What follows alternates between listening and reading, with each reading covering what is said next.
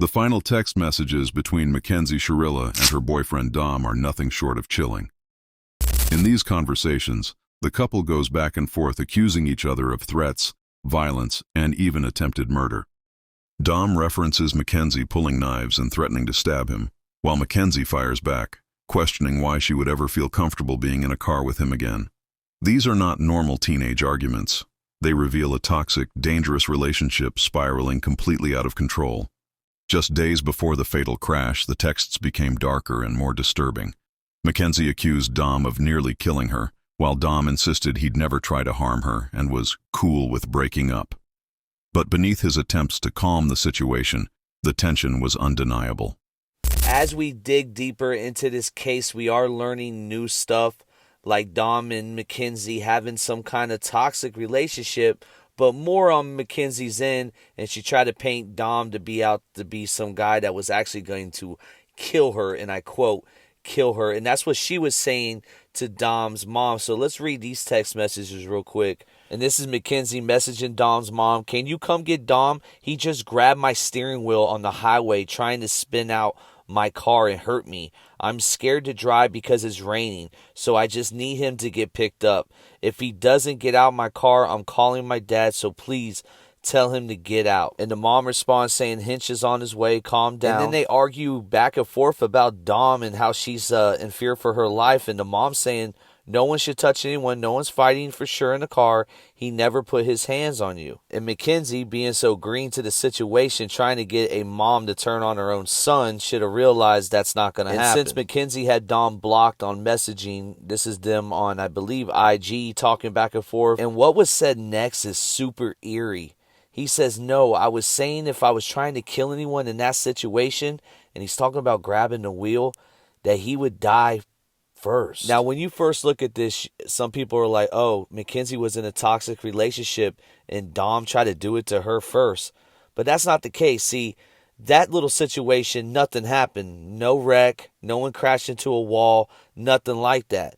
McKenzie took it to the next level because she, in her head, thought Dom was trying to do that to her. So this actually makes it look even worse. If this was presented in front of a jury, it gives McKenzie the premeditated factor, and it puts it all in place. It gets you the mindset, and I believe the proper term for this is projecting, gaslighting, and just hypocrisy in general, because it's kind of like when someone's cheating. She's like accusing somebody of cheating, but she's the one cheating. It's the same thing with this whole car situation. She's accusing him of almost killing her, but in her head, she's going to be the one, and ultimately she's the one that kills him doing what she accused him of. That's why I'm saying this is projecting, because at the end of the day, I know it happens, it's rare, but you're never going to be with the one you're with in high school.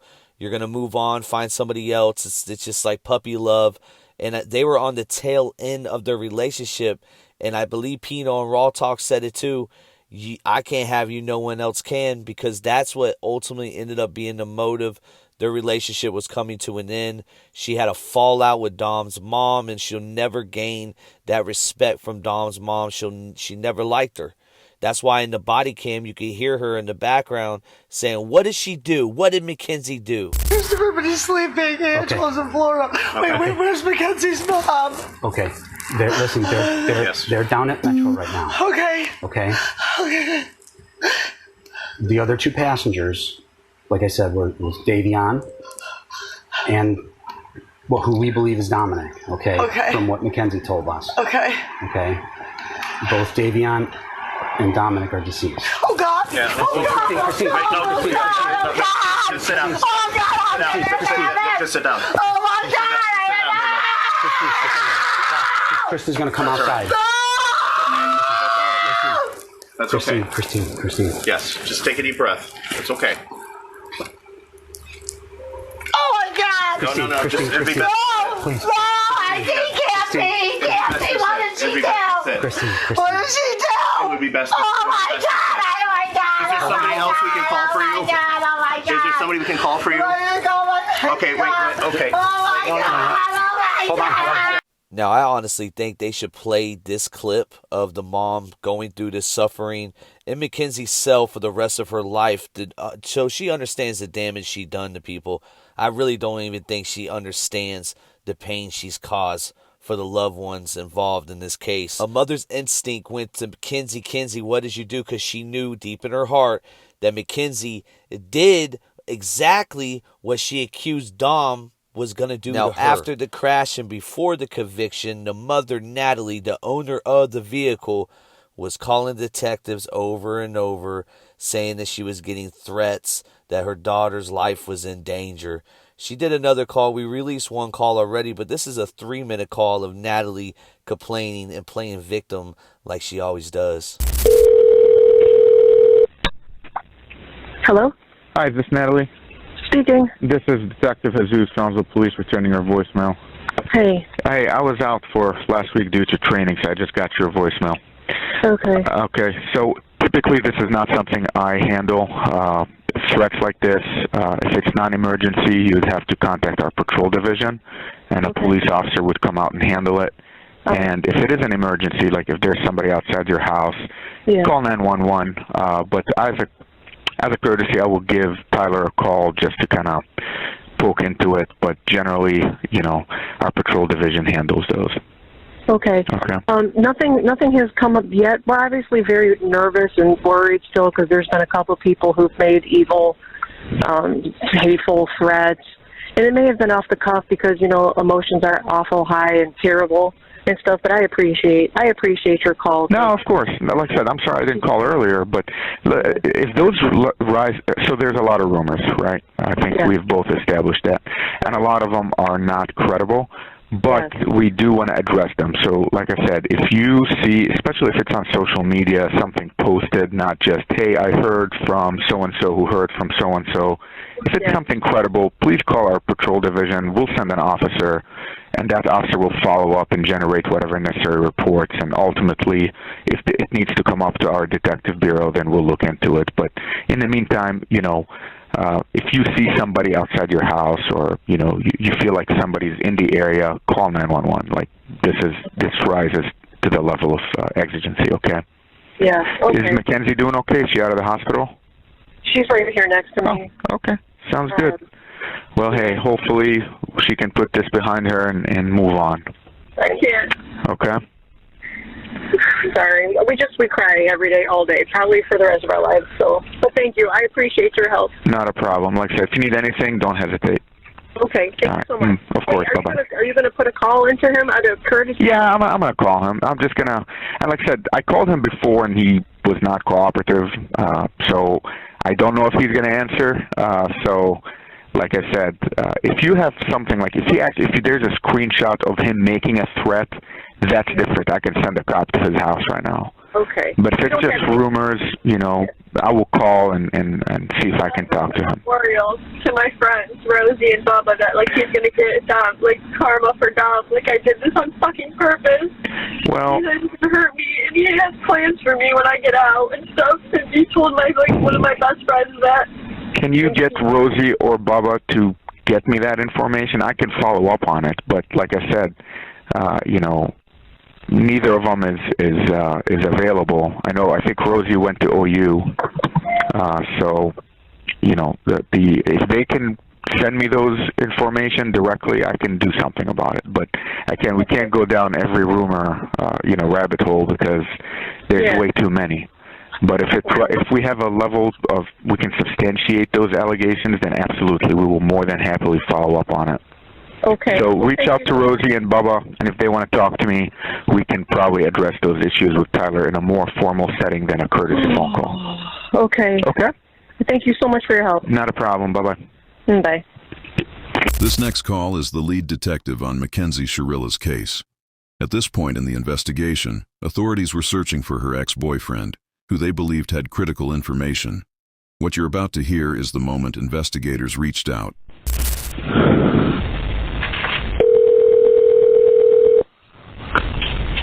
Hello? Hi, is this Deanna? What's that? This is Detective Jesus from the police. How you doing? I'm good. How are you?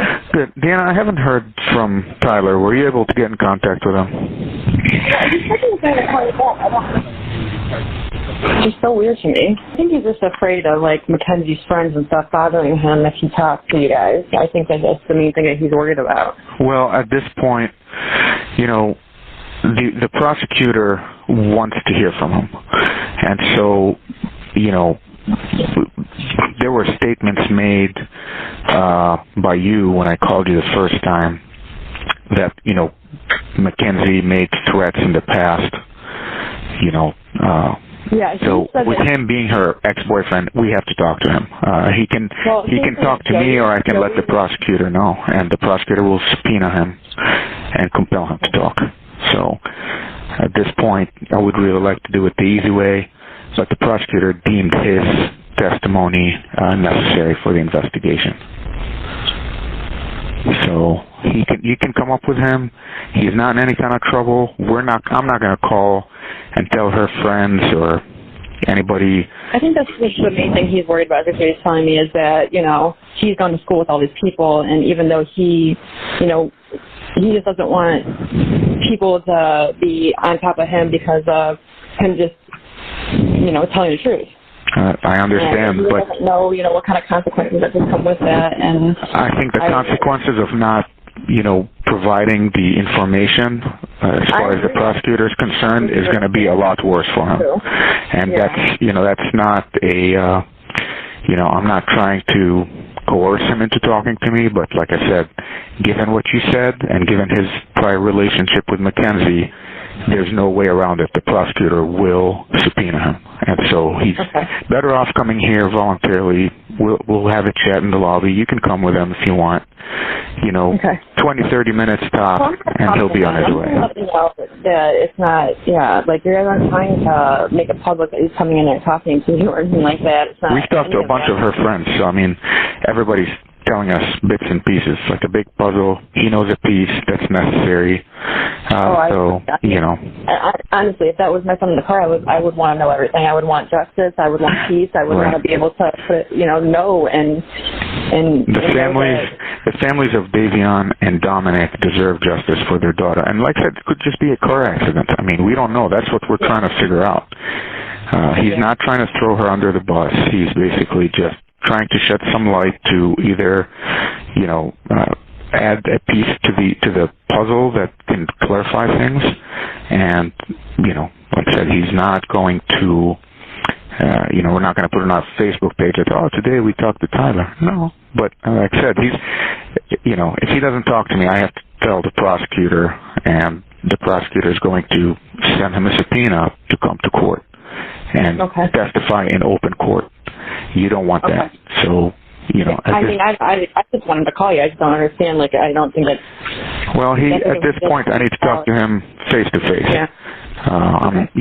Because he's been dodging me, I'm not going to play over the phone because I don't know if it is him. How would I know if it's not somebody else pretending to be him? So he needs to come to the police station. We'll sit in the lobby.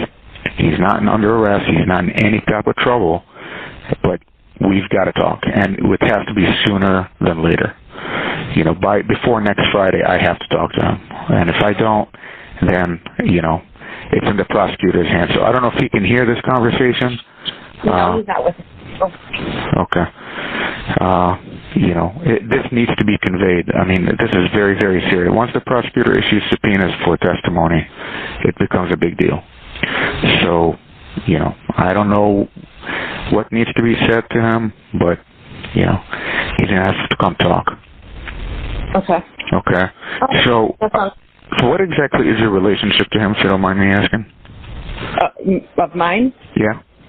I'm his mother. Okay. Yeah, perfect. And so, do you have some influence to be able to convince him that it's the right thing to do? He's 19 years old, so, I only have so much convincing to do, especially if other people are, like, talking, and all those friend groups are, saying not to say things, and, it makes it difficult for... I understand, but you made statements on his behalf that now makes him a material witness.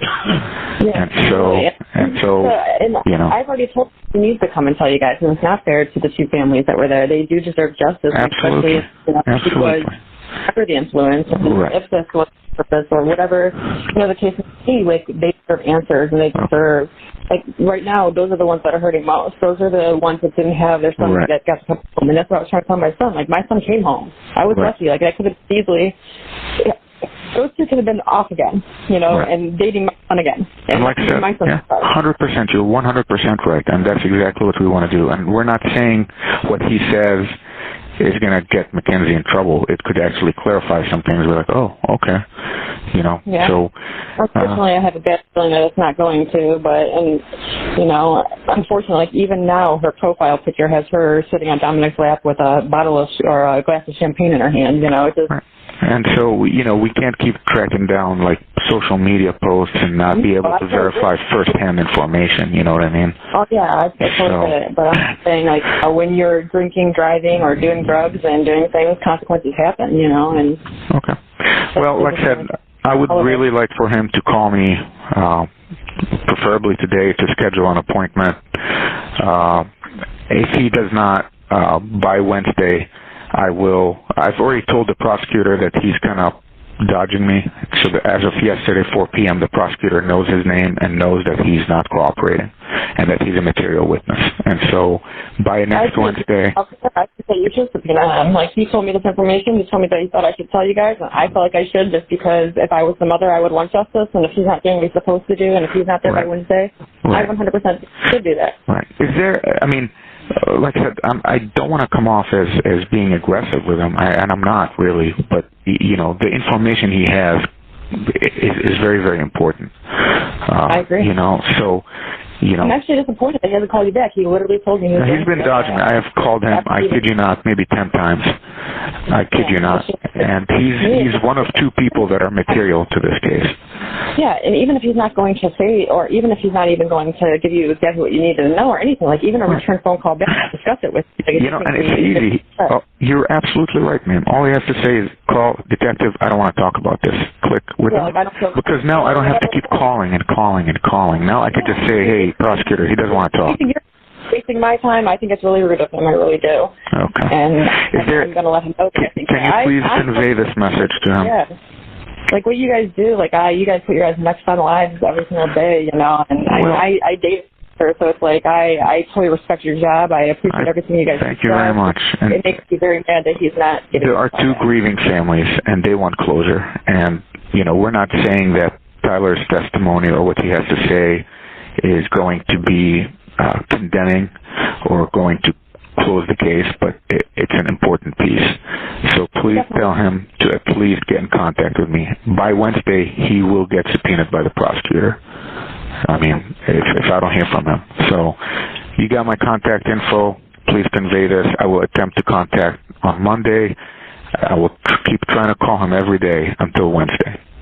And just one more time, I want to make sure I gave him the right name. I have you as Officer Hazou. How do you pronounce that? Hazou. First name is Zaki, Z-A-K-I. Okay. And like I said, you can come to station. You can come with him if he feels safer, doesn't want to talk to police. I'm not narcotics. I'm not going to ask him about drug use. I don't care about that. We're basically just going to ask about his relationship with Mackenzie. I want to know, has he ever driven with her? Was he ever in the car with her? What was her driving like? Is she a safe driver? Is she a reckless driver? Any talk about threats of hurting herself or hurting her boyfriends while they were dating? Those kinds of questions. I'm not going to ask him about the crash. A good one to talk to is Joey. Joey dated him on and off too. Well, nobody's talking. Yeah, but Joey's willing to, so I just wanted to throw that name out there. It's Joey Cobest. Okay. So he's also the ex-boyfriend in between all of them. She dated Joey longer than Tyler. So Joey and Dominic are the main boyfriends. And Dominic were all friends. Okay. So. If Tyler would, if he doesn't want to talk, that's fine. Just leave me a voicemail, say officer or detective, I don't want to talk. Done. And then they will know that I've done my part. But as long as I don't hear from him, I have to keep calling. He can shut this door very easily, say I don't want to talk, or just come down, answer like 5-6 questions that I have, and go on your way.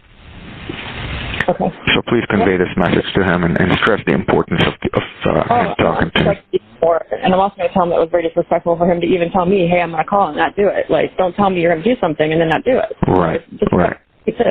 That's how this was handled. I got it. Well, thank you very much for your time. All right, thank you. Have a great weekend. Bye-bye. I'll be going to stress the importance and try to bring him up there. Perfect. Thank you so much for your help. Right. Bye-bye. Oh, you're welcome. Bye-bye.